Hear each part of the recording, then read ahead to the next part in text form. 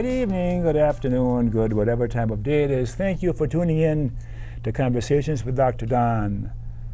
For your first-time viewers out there, Conversations with Dr. Don is an ongoing series of 1-hour standalone talk shows where I interview interesting people like most of you out there about who they are as unique, one-of-a-kind individuals and about whatever it is that we agreed to talk about.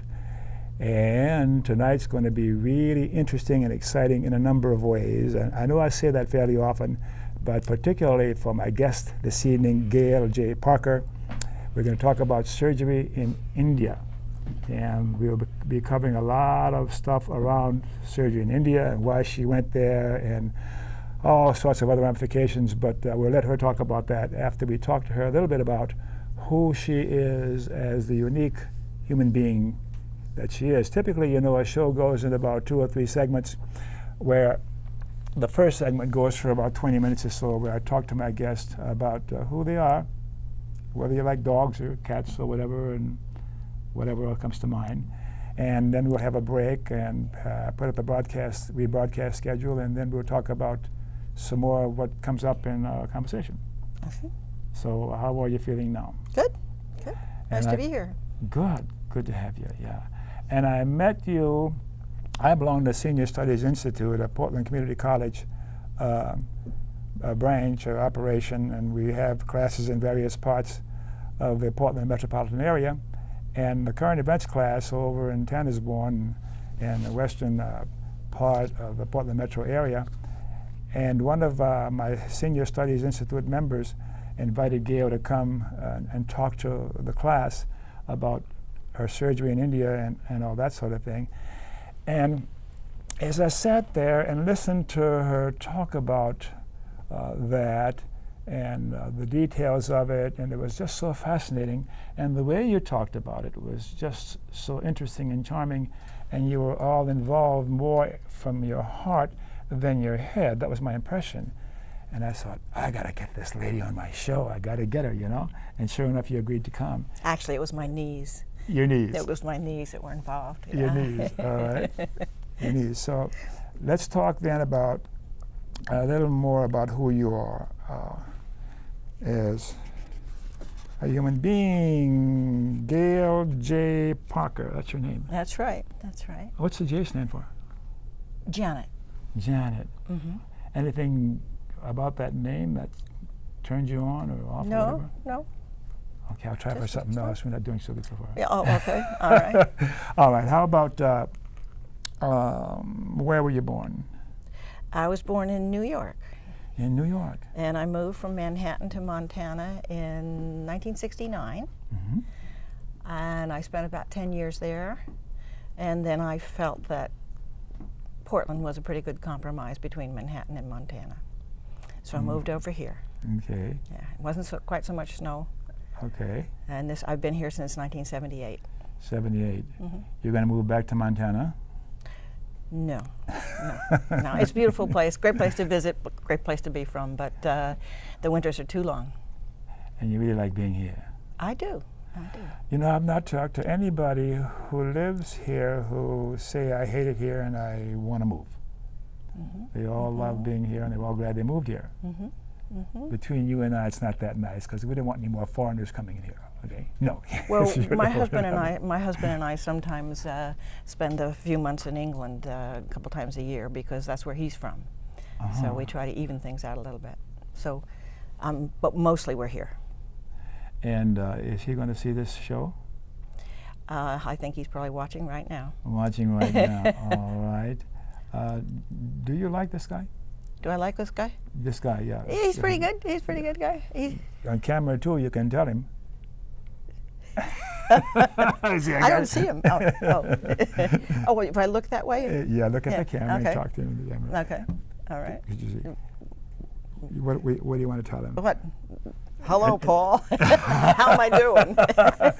See, you're on the monitor over there. Oh, yeah. Okay. Don't look anywhere at that. Yeah. All right. So, okay. See, I got it by surprise, Paul. But anyhow, we're going to have a good time today, I promise you. You've got so much to tell us. So let's go on now. If I ask you a question along the way that you don't want to answer, just say I don't want to answer that, and I try to be careful, but sometimes I overstep my bounds. Okay. And in your education, your formal education, is anything significant about that? Well, probably I put myself through college. It took me 16 years, and I finally got my degree, night school and weekends and what have you. But I graduated from the University of Montana in when I was 30. That says something about your character, doesn't perseverance. it? Perseverance. Okay, yeah, you persevere. All right. And your work now, what do you do? I'm a certified financial planner. I work for I own my own company. I work for families, and I'm particularly interested and committed to the whole process of what's called fee-only financial planning, which means that anybody who's a member of my organization is not paid by anybody but the client. And so there's no trips and there's no bonuses for any kind of financial product. So I'm kind of my client's custom shopper. Is it okay for you to say a few words about that, what you do? Because we have a whole range of interest of viewers, and young people, old people, whatever, you know, financial planner. Yeah, I do comprehensive plans, and I look at people's automobile policies, and I look everything in between to their wills. Sure. And people generally have the concern, am I going to run out of money? Are we going to be able to afford college? Are my investments okay? And I'm a member of an organization that probably has about, I think, 15 to 20 planners in the metropolitan area now, but we have about 1,500 around the country. And if anybody's interested in the whole concept of fee only, you can go to www.napfa.org,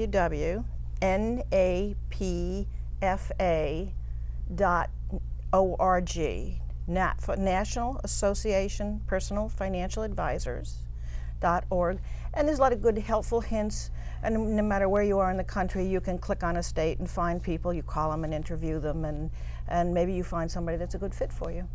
So then also, is it okay for them to contact you by your email address? I'm happy to talk with them. I know a lot of planners. I can refer them to people. I don't know quite how many people I'm going to be taking right now. I'm kind of have a full practice. Sure. Yeah. But I'm always ready to help. I even participate, you know, media. A number of our planners participate a couple times a year in what Kiplinger puts out. Call up anywhere in the country and get advice from a person that is disinterested and not being paid. And so we do that several times a year. So and Kiplinger's is a very good magazine in terms of knowing what you need to know about money so that you do it right. So as ordinary working person, family with a sort of a middle income sort of a thing, will they need a financial planner? Some need it and some don't. What's the difference? What I like about my job is I don't think I've met anybody that couldn't use my help. Yeah, okay. I can always kind of say, well, have you tried this or have you done that? And that's a kind of a good feeling that you can actually really help people. Yeah. Yeah. So why is that? Why is it that people need your help? It seems it's pretty straightforward. I got this bill, that bill, the car and the house, and my little CDs, and so they don't put it together well enough to work it out sufficiently so that they're comfortable and they know where they're going and where they're going to end up 5 or 10 years from now. Yes, and it's really helpful to know the fees you're being charged or what you're buying. A lot of people don't know the difference, quite honestly, between a stock and a bond. I mean, a bond can die. You hear bonds are safe, but an Enron bond is dead. It's gone. So that wasn't safe. Whereas stocks can, there's so much involved in having to know what you should know about financial investments, managing your money, that it's a full-time job. So consulting an expert is a good thing to do. There's some really good books out there. Not the same, is it? But no, because it's written for the world. It's written for general, and you can't find yourself in there. And I've never had a client that was the same as another one. They're all unique. So more ordinary citizens can benefit from talking to people like you than not. Yeah, but I'm not selling my services. I know you're not. I'm just getting a flavor for my viewers. It's very good to talk to someone with regard and to know what you're doing, to be informed about. Kiplinger's is a very good news weekly or monthly that you can look at. How did you decide to go have an interest in financial planning and pursuing that line of work? How did that come to you? My husband, who's English, and myself and our 3 children moved to England for a couple of years. And while we were there, I had a broker who was investing my children's college funds. And when I came back, and I decided I needed to not get angry, but to get informed. Things were not right in the account, and a lot of trades had been made that were expensive, and it didn't do the college education funds for my children very good. So, because my number, I said it took me 16 years to get college. The first thing I did when I knew I was going to have a child was start saving for their education.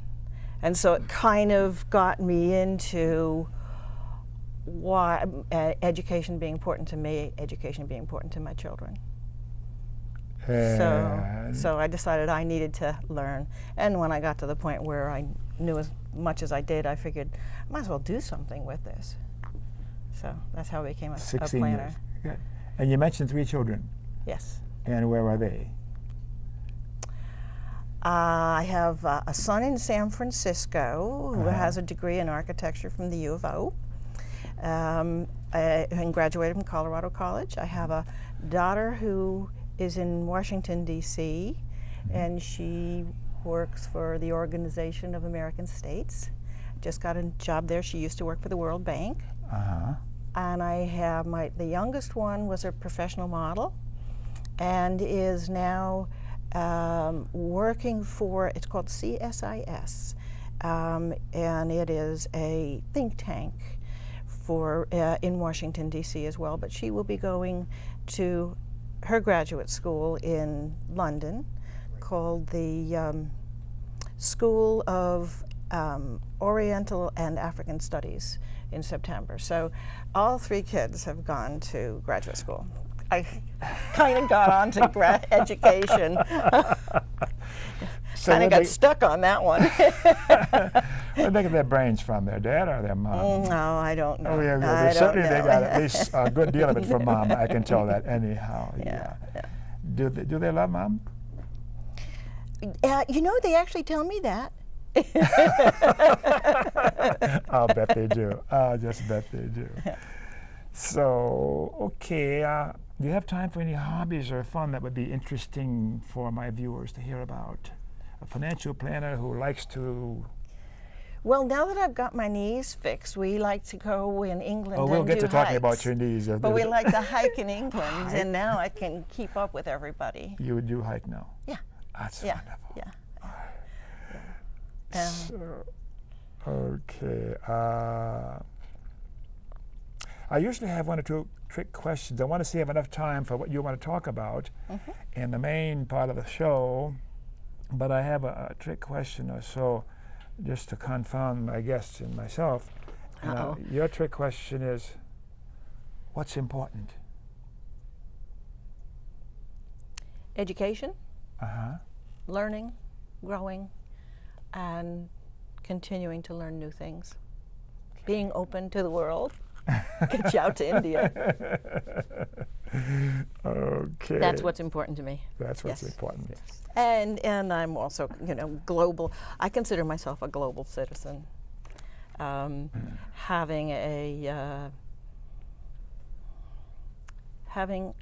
our country come back to what the rest of the world used to think of it. I'm looking forward to that.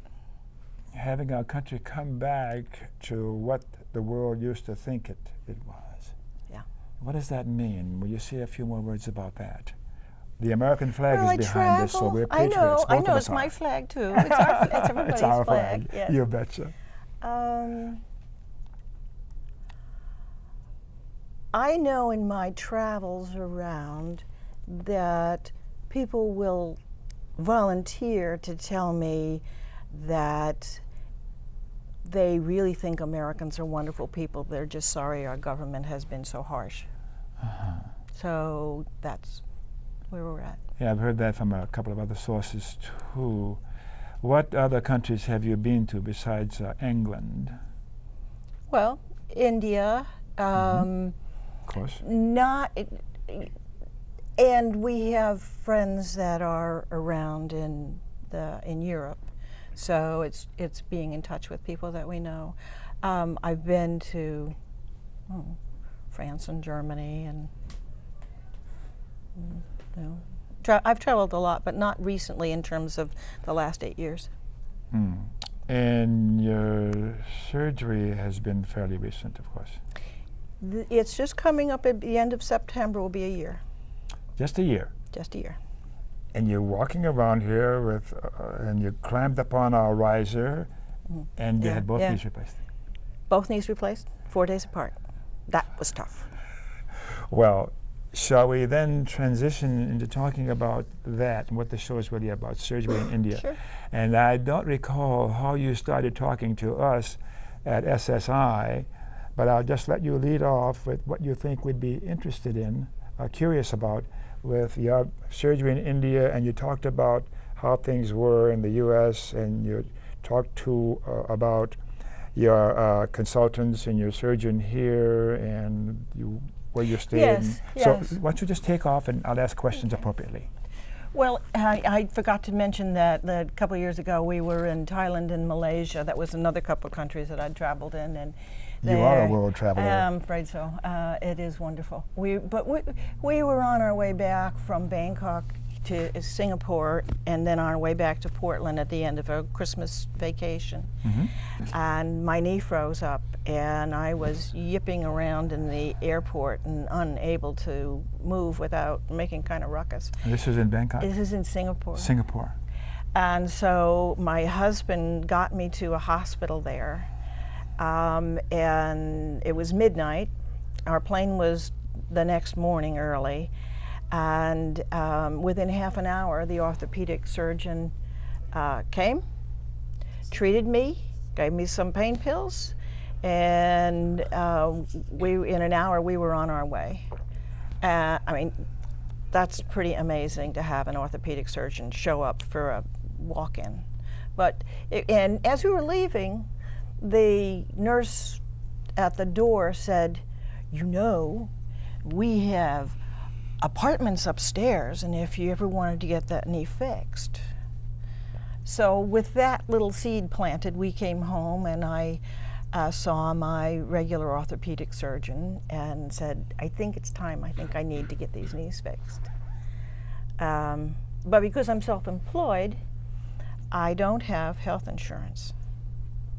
And I said, "Well, what would it cost for the surgery?" And he said, "Well, if it were, there's two rates. There's the insurance rate, and there's the rate that he would charge not to have to go through the billings if I just wrote out a check," which was quite reasonable. He said, "But you want to check out what it would cost at the hospital." So I called around, and the closest price I could find was $90,000. When then you add in the anesthesiologist and a few other things like physical therapy and the days you're in the hospital, my calculation, it was probably about $130,000. For the one knee? For two knees. For two knees. Two knees, yeah. So I thought about that, and I thought about the place in Singapore. And so Google is your friend when it comes to medical journeys. I went on, and there was, the biggest place for knees is in Bangkok, where I had been. But I thought why not try India for a change? you hadn't been there? No, I had never been to India. What a free spirit. So I said, okay. And, you know, very quickly you're communicating, and there's virtual tours. There's patients. In fact, I was a patient on their website with my testimony when I was in the hospital. Well, actually, I was at a resort after the hospital because I was there for a month, and you get all this as part of your package. And I decided that India sounded pretty good. Because of your research. Because of the research, yeah. They have patients on there. In fact, I was there today. You can actually click on there and hear people from around the world talking about their back surgery, their coronary bypass, you name it. Is that the website you gave us earlier? Yes, yes. Yeah. And it will link you to others. I went to Wockhardt Hospital, and there's 9 of them in India. They're more like hotels than hospitals. My hospital, 7 stories, 2 years old, marble floors, absolutely beautiful. I had a wood-paneled bedroom. My husband had his own bed in my room the whole time I was there.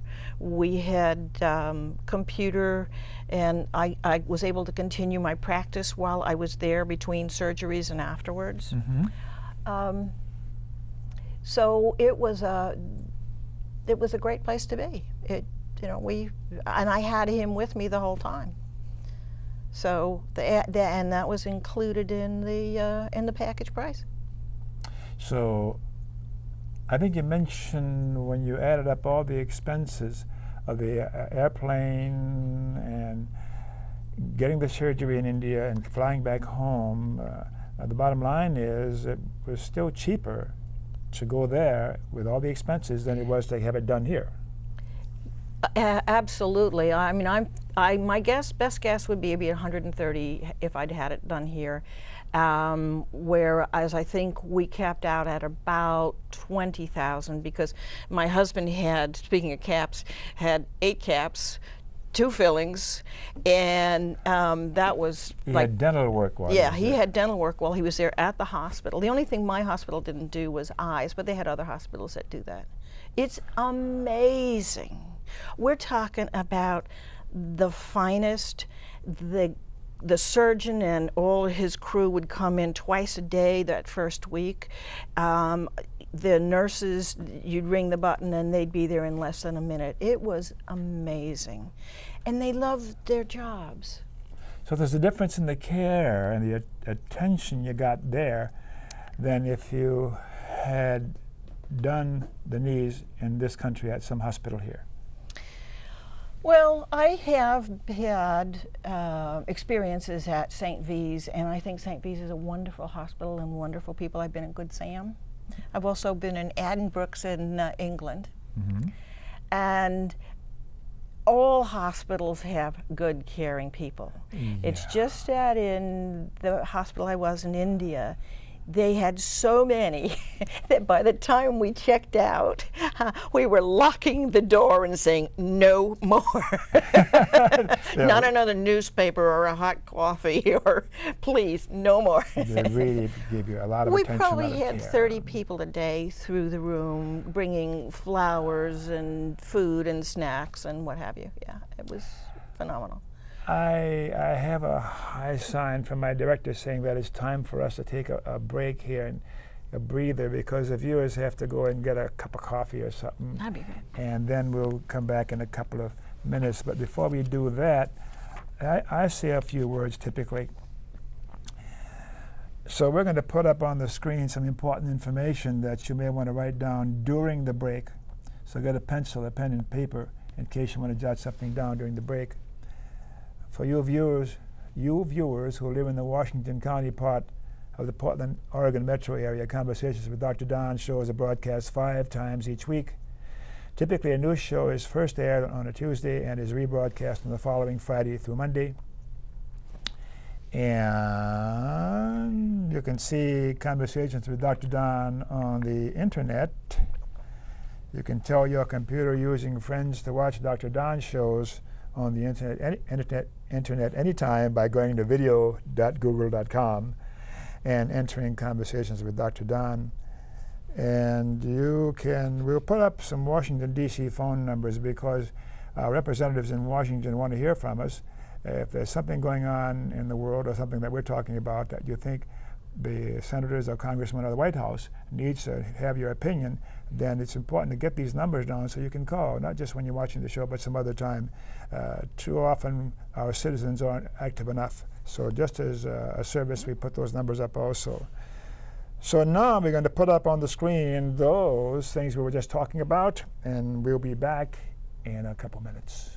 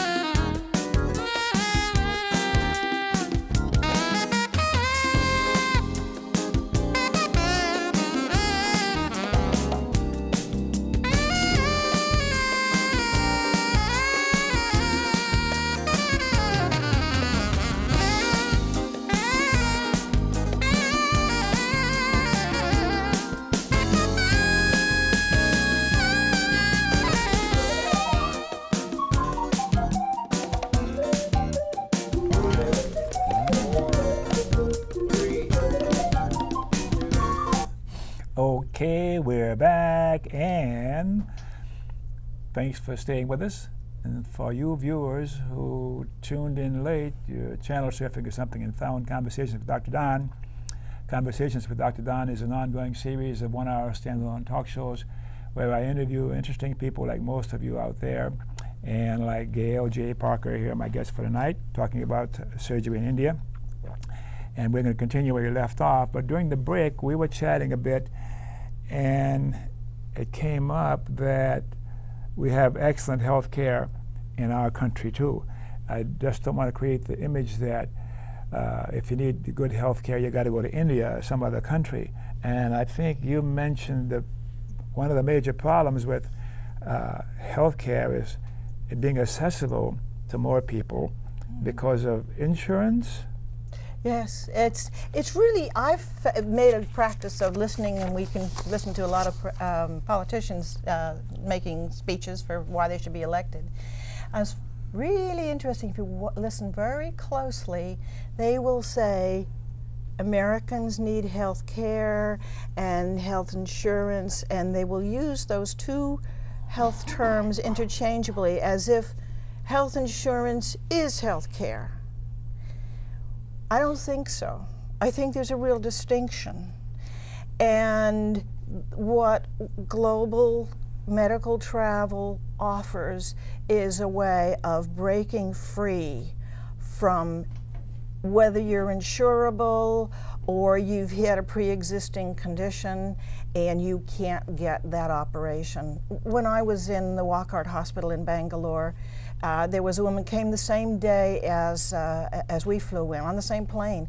She had for 30 years had been hobbling around because of an injury, a sports injury, when she was 14, and she could barely walk. But she had health insurance, but because the knee had been hurt when she was 14, that part was uninsurable, and she couldn't afford to pay for it. So she went to Bangalore, and after 2 or 3 weeks, she left and went to Italy for a trip, for a vacation on the way home. So, but she couldn't walk across the airport without being in tears. She was in so much pain before she got there. Mm-hmm. But it was the health insurance that kept her from getting the health care. And I think that's a real lobbying issue. If you had numbers on for contact your representatives, and I think I would hope so much that our elected officials and our policymakers would begin to see a distinction between insurance and care. And we as citizens, as consumers of health care, and we all are, expecting a $10 copay is looking for a cheap way out. You got to realize that either you or your company is paying maybe $800, maybe $1,000 a month for you to get that $10 copay. And basically, I think our system, I'm sure there'll be people that would disagree with me, but I think that we're kind of on a cost plus basis by bringing in the insurance company to cover our health costs. So what would we need to do to have health care in our country be as good or as comprehensive as it is in India? We're shifting some chairs here to be sure things are good. Okay. Okay. Okay. So how can we make health care more available in this country so that it's comparable to the care that you got in India? And that's probably an unfair question. I'm happy to take that question. There are lots of little things that one can do. I'll give you a personal example. We talked about my children. My middle daughter broke her leg a month before going to college. And so she had a cast on her leg, and when she got into Pennsylvania, she had to go to a clinic, and it was an out-of-hospital, change the cast. The clinic charged, because it was out of area and she was covered under the family health insurance through my husband's work, the clinic charged $1,000 to change a cast. I saw the bill and it said, "Do not pay, it's for the insurance company, this is just for your information." I spent 3 months dogging the insurance company to rebill, get that money back, and bill a reasonable amount for that cast. And eventually they did, but the operator at the insurance company said, "Oh, well, it doesn't matter." And I said, "Yes, it does matter. It matters a great deal." And I think if we look at all those papers that are coming at saying, "Do not pay, this is just an advice," look at the cost of what's being paid. Challenge those bills. Are they right? You are the consumer, because it's either your premium or your employer's premium that's paying that. So we're talking about health care versus health care business. There's two health different insurance, yes. Health insurance. So how about single payer health care insurance in this country where the insurance companies are not involved at all. Some are offering that as a solution to our problems with health care in this country. I'm not familiar with single payer. Well, the insurance companies will not be involved anyhow, and having professionals and doctors being paid for the services they provide for the patients. Just take the insurance companies out of the equation totally. Single payer, whether it be a separate department, federal government, and they pay all the insurance, all the doctors and the professionals. As long as there are insurance companies involved, it's where they're interested in profit and making money rather than caring for the patients. Well, Don, you got to be careful about changing a system that has been built up too much over too many years. There's people that would advocate for a flat tax. Well, there's lots of things built into our tax system that do good things and shape the economy when it's done properly, that do good things. If you throw out the insurance companies, you're throwing out a lot of people out of work, you're changing systems. It's too much too quick. But how about a system where there is no such thing as uninsured? Because we know we're insuring a pool. You can't say, oh, you're not insured. With an employer's plan, everybody that can work is included in that group plan. Now, it's true that they have to be well enough to work, and that helps. But so let me stop you now on that. We should open the phones. We should open the phones now, and you viewers can call in and talk to my guest or myself about what we're talking about, or anything else related to surgery and medical issues and going overseas to have your surgery. So you can call at any time now, and we look forward to talking to you. So what about a language barrier? Did you have any trouble when you were over there? Of course, they speak English, huh? Well, they speak a British English, and it was helpful to have my husband with his understanding of English. But yeah, and there was special concessions for the international patients. My hospital had a capacity of 400 people, and maybe there were 100 foreigners, Americans, people from South Africa, people from Phoenix and San Francisco. A lot of Americans going over? Canadians. But you know, I was pretty occupied with getting back on my feet. So I didn't do a lot of visiting, but I got to hear as my husband would go around and visit. Okay. What were the people like, and what was remarkable about the trip that comes to mind now as something that was unexpected, that was truly remarkable? Well, I loved the people. We landed, and there was a gentleman there with a huge mustache, and he picked us up and he put us in a van, and we were delivered right to the hospital. There was no worrying about where the bags were or having to deal with any of the issues, and that was the very same man that took us back a month later. My physiotherapist would come to the hospital. When we stayed at a resort the second 2 weeks, and she'd come to the resort once a day, and she took my husband on the back of her scooter shopping in downtown Bangalore.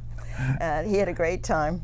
And then there was a very moving time. We were there for their very big holiday, and I confess I am not so culturally sensitive as to have remembered, but that's probably the pain pills, the name of their holiday. But it's a time, it's the end of October, and it's a time when they express gratitude. It's kind of like Christmas, kind of like Hanukkah, there's gifts, but what they do is thank by decorating with marigolds, turmeric, and spices their equipment that allows them to work. And so when my husband went to get his caps, there on the dentist's machines up there were little dots of turmeric and marigolds. On the computer down underneath, where you wouldn't even see it, were marigolds. I was by that time out and about in Bangalore, and the tractors had big plumes of banana leaves. The taxis had garlands of flowers. And this is the Indian people saying, we are grateful for these devices which give us our work and our ability to earn a living. And that says so much about their orientation. Now, we are talking about a country that has a huge amount of poverty. 300 million live on less than $1 a day. And when you're in Bangalore, you see that, or my husband saw that much more than I did, as well as you see wealthy. But the educated working class, that middle class that is developing so quickly now in India, know where they have come from and have this huge amount of gratitude. As I look around this studio and I see cameras, I could just see marigolds on them someday. Now, how did you determine that your Indian doctor was a good doctor and qualified? By going on the website, I was able to see patients and their testimony. I was able to talk to them, call them up. They give me the phone number and I'd call up somebody and she'd say, oh, I've had 5 knee replacements. She had a chronic issue. And she said the best one was in Bangalore.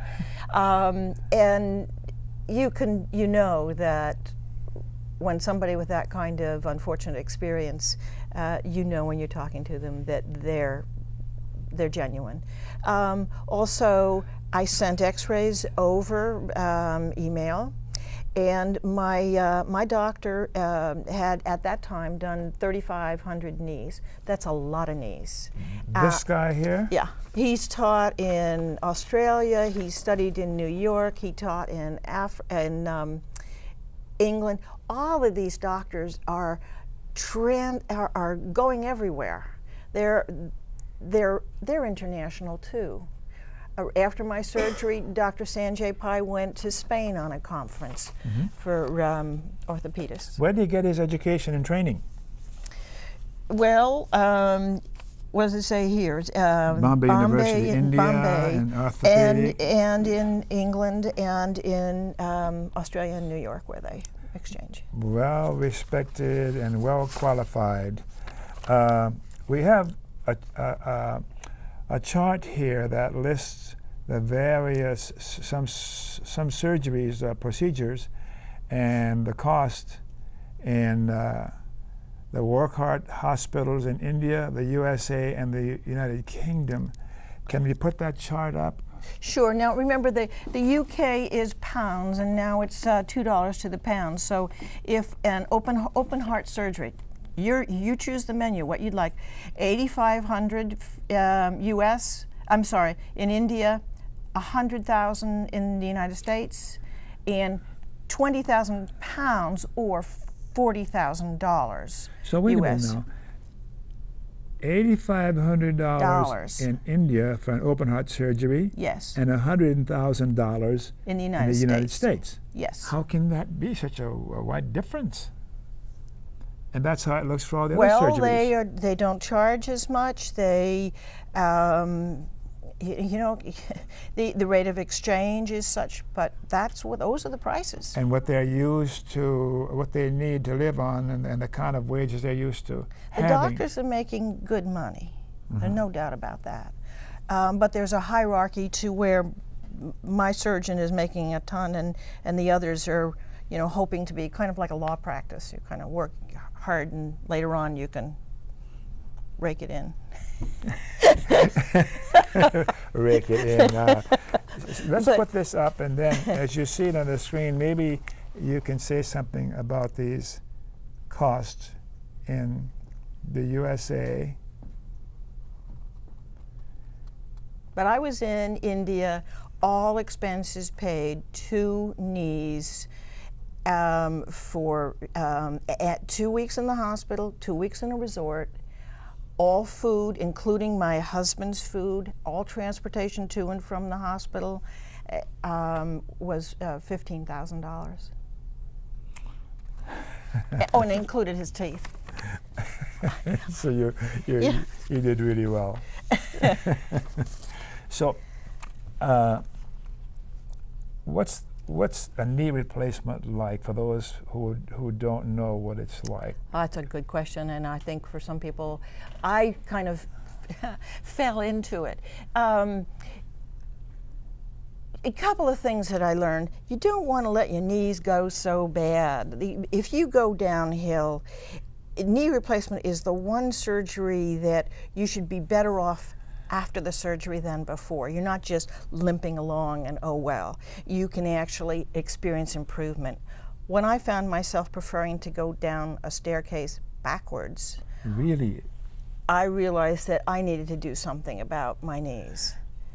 A good way to find a good orthopedist, and you would want one if you're going to have knee surgery, is you want to find one, I found through a physical therapist. They get to do physical therapy on the patients after they've been operated on. And my physical therapist here in Portland said, I know the doctors that never have their patients come in and they never have a problem.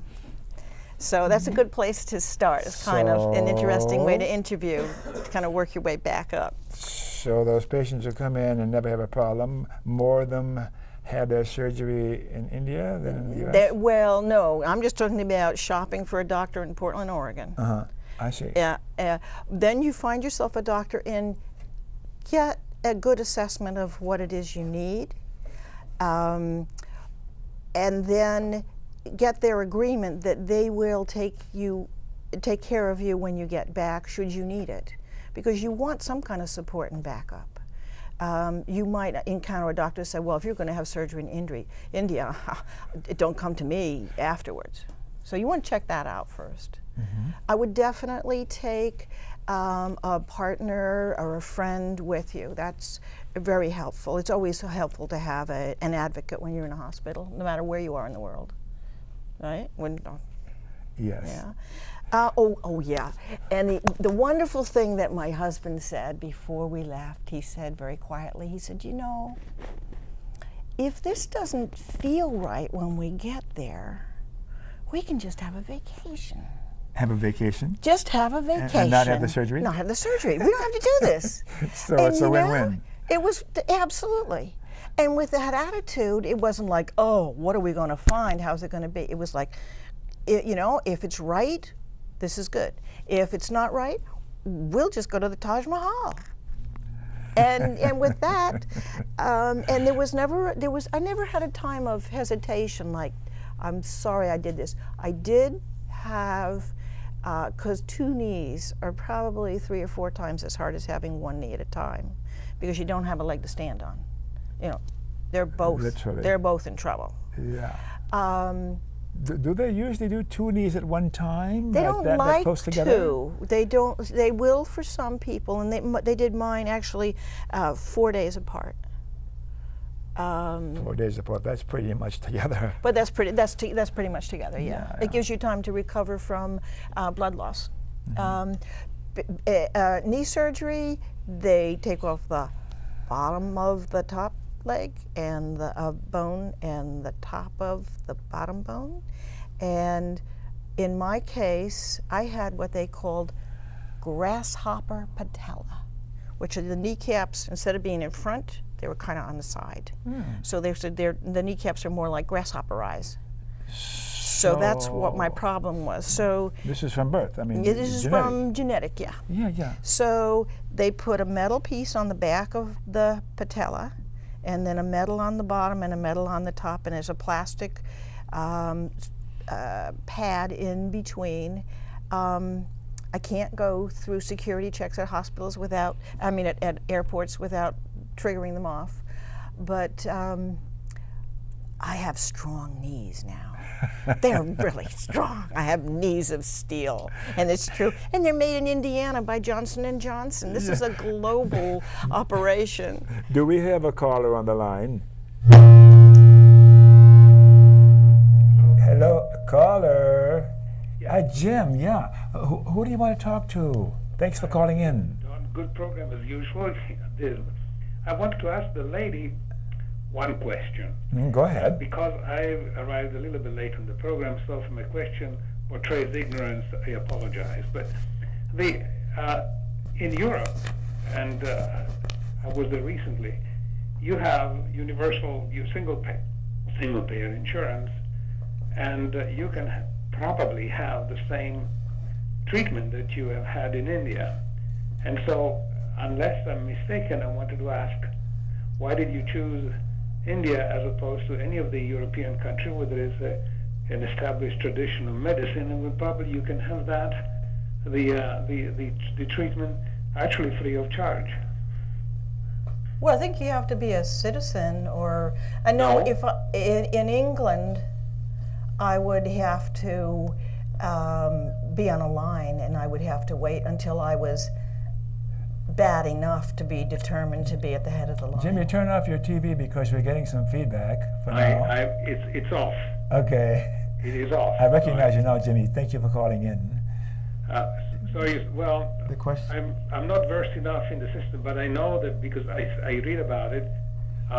You can go in France, for example. You can go if you go to an emergency, and you say I'm ill. You don't even ask your name sometimes. So I'm not saying that I'm not criticizing your decision, of course, and it's wonderful that you have the treatment. But I was wondering if in your research you looked at other avenues other than India. I looked at Singapore, Bangkok, which is in Thailand, and India. I see. And I looked at the United States. Sure. Okay, but to be an American citizen and to go to England, for example, or to go to France and say, my knees need replacing, can you do it for me? Isn't there some other requirement? I don't know well enough to answer one way or another, but I know that there are many people who purposely travel to some of the countries where they have a universal insurance for everyone, and in fact, just recently, a couple of days ago, I was reading on a newspaper in Italy that normally they even allow medical insurance for those quote-unquote illegal immigrants that come by the groves from Africa. So this, which suggests that beforehand within the European Union, anybody that goes is treated. I don't want to take too much of your time. Jimmy, we're running out of time. We're going to have to stop now. Okay, good. Thank you. Thank you for calling. Thank you so much. Yeah. So we're just about out of time. I'm so glad you came on. Are you feel good about being on? Well, yeah, if it helps anybody to move along and get their health needs met, that think, oh, I can't because I have to wait for Medicare, or I don't have insurance, I can't afford it. This has been great. Okay. Well, all right, it's very close to time to stop, so keep your pens and pencils handy because you may want to jot down something, again, that we'll show you in the closing credits.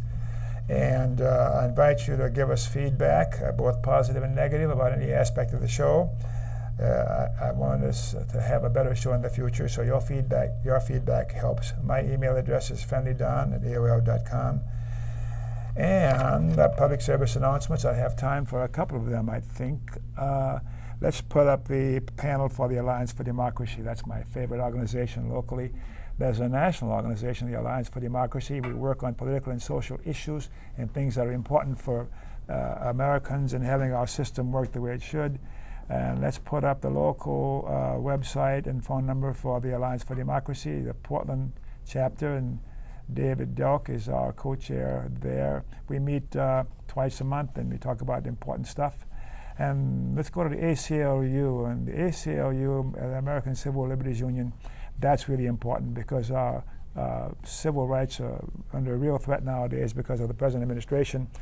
The ACLU hotline, please, if you think you've been stopped because of how you look, then the ACLU wants to know about it. No racial profiling.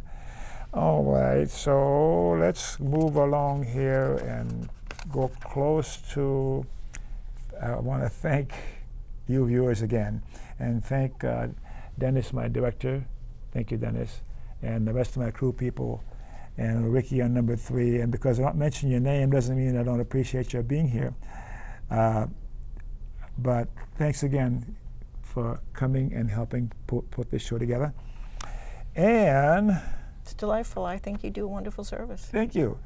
For viewers in other parts of the country, when you're watching, I want to thank you for watching. And for you Washington County, Oregon viewers, you can get more information about this program and what we do here at the studio at www.yourtvtv.org.